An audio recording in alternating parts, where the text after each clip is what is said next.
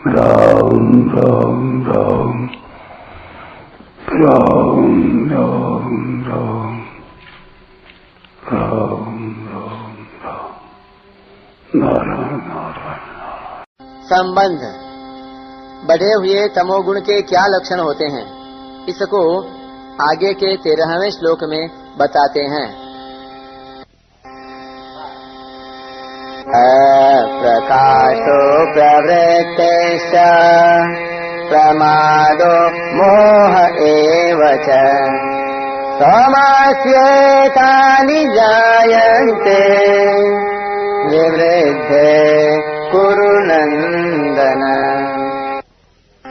हे कुरु नंदन, तमोगुण के बढ़ने पर अप्रकाश, अप्रवृत्ति, प्रमाद और मोह ये वृत्तियां भी पैदा होती हैं। व्याख्या। अप्रकाशः सत्वगुण की प्रकाश यानी स्वच्छता वृत्ति को दबाकर जब तमोगुण बढ़ जाता है तब इंद्रियां और अंतःकरण में स्वच्छता नहीं रहती। इंद्रियां और अंतःकरण में जो समझने की शक्ति है वह तमोगुण के बढ़ने पर लुप्त हो जाती है, अर्थात पहली बात तो याद रहती नहीं और नया विवेक पैदा होता नहीं। इस वृत्ति को यहाँ अप्रकाश कहकर इसका सत्वगुण की वृत्ति प्रकाश के साथ विरोध बताया गया है। अप्रवृत्ति ही रजोगुण की वृत्ति प्रवृत्ति को दबाकर जब तमोगुण बढ़ जाता है तब कार्य करने का मन नहीं करता, निरर्थक बैठे रहने अथवा पड़े रहने का मन करता है, आवश्यक कार्य को करने की भी रुचि नहीं होती। यह सब अप्रवृत्ति वृत्ति का काम है। प्रमादः न करने लायक काम में लग जाना और करने लायक काम को न करना तथा जिन कामों को करने से न पारमार्थिक उन्नति होती है, न सांसारिक उन्नति होती है, न समाज का कोई काम होता है और जो शरीर के लिए भी आवश्यक नहीं है, ऐसे बीड़ी, सिगरेट, ताश, चौपड़, खेल, तमाशे आदि कार्यों में लग जाना प्रमाद वृत्ति का काम है। मोह तमोगुण के बढ़ने पर जब मोह वृत्ति आ जाती है तब भीतर में विवेक विरोधी भाव पैदा होने लगते हैं।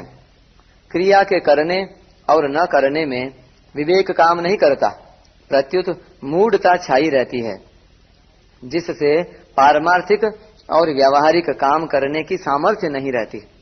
एवच इन पदों से अधिक निद्रा लेना, अपने जीवन का समय निरर्थक नष्ट करना, धन निरर्थक नष्ट करना आदि जितने भी निरर्थक कार्य हैं उन सब को ले लेना चाहिए।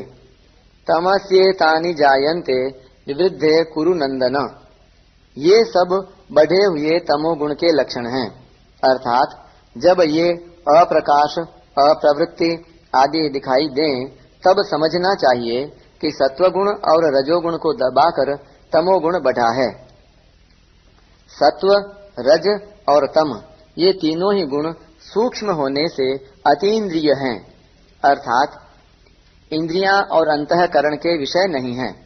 इसलिए ये तीनों गुण साक्षात दिखने में नहीं आते, इनके स्वरूप का साक्षात ज्ञान नहीं होता। इन गुणों का ज्ञान, इनकी पहचान तो वृत्तियों से ही होती है, क्योंकि वृत्तियां स्थूल होने से वे इंद्रियां और अंतःकरण का विषय हो जाती हैं।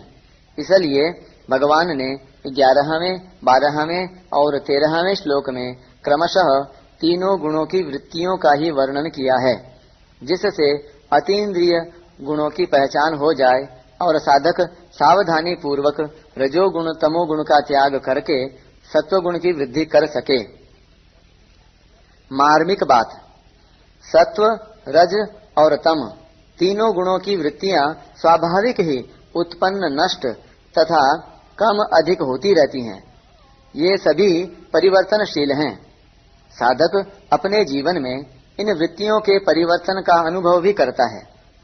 इससे सिद्ध होता है कि तीनों गुणों की वृत्तियां बदलने वाली हैं और इनके परिवर्तन को जानने वाले पुरुष में कभी कोई परिवर्तन नहीं होता। तीनों गुणों की वृत्तियां दृश्य हैं और पुरुष इनको देखने वाला होने से दृष्टा है। दृष्टा दृश्य से सर्वथा भिन्न होता है, यह नियम है। दृश्य की तरफ दृष्टि होने से ही दृष्टा संज्ञा होती है। दृश्य पर दृष्टि न रहने पर दृष्टा संज्ञा रहित रहता है। भूल यह होती है कि दृश्य को अपने में आरोपित करके वह मैं कामी हूँ, मैं क्रोधी हूँ आदि मान लेता है। काम, क्रोध आदि विकारों से संबंध जोड़कर उन्हें अपने में मान लेना, उन विकारों को निमंत्रण देना है और उन्हें स्थायी बनाना है। मनुष्य भूल से क्रोध आने के समय क्रोध को उचित समझता है और कहता है कि यह तो सभी को आता है, और अन्य समय मेरा क्रोधी स्वभाव है, ऐसा भाव रखता है। इस प्रकार मैं क्रोधी हूँ ऐसा मान लेने से वह क्रोध अहंता में बैठ जाता है। फिर क्रोध रूप विकार से छूटना कठिन हो जाता है। यही कारण है कि साधक प्रयत्न करने पर भी क्रोध आदि विकारों को दूर नहीं कर पाता और उनसे अपनी हार मान लेता है। काम, क्रोध आदि विकारों को दूर करने का मुख्य और सुगम उपाय यह है कि साधक इनको अपने में कभी माने ही नहीं। वास्तव में विकार निरंतर नहीं रहते, प्रत्युत विकार रहित अवस्था निरंतर रहती है। कारण कि विकार तो आते और चले जाते हैं, पर स्वयं निरंतर निर्विकार रहता है। क्रोध आदि विकार भी अपने में नहीं, प्रत्युत मन बुद्धि में आते हैं, परंतु साधक मन बुद्धि से मिलकर उन विकारों को भूल से अपने में मान लेता है। अगर वह विकारों को अपने में न माने तो उनसे माना हुआ संबंध मिट जाता है। फिर विकारों को दूर करना नहीं पड़ता, प्रत्युत वे अपने आप दूर हो जाते हैं। जैसे क्रोध के आने पर साधक ऐसा विचार करे कि मैं तो वही हूँ, मैं आने जाने वाले क्रोध से कभी मिल सकता ही नहीं। ऐसा विचार दृढ़ होने पर क्रोध का वेग कम हो जाएगा और वह पहले की अपेक्षा कम बार आएगा। फिर अंत में वह सर्वथा दूर हो जाएगा। भगवान पूर्वोक्त 3 श्लोकों में क्रमशः सत्वगुण, रजोगुण और तमोगुण की वृद्धि के लक्षणों का वर्णन करके साधक को सावधान करते हैं कि गुणों के साथ अपना संबंध मानने से ही गुणों में होने वाली वृत्तियां उसको अपने में प्रतीत होती हैं। वास्तव में साधक का इनके साथ किंचिन मात्र भी संबंध नहीं है।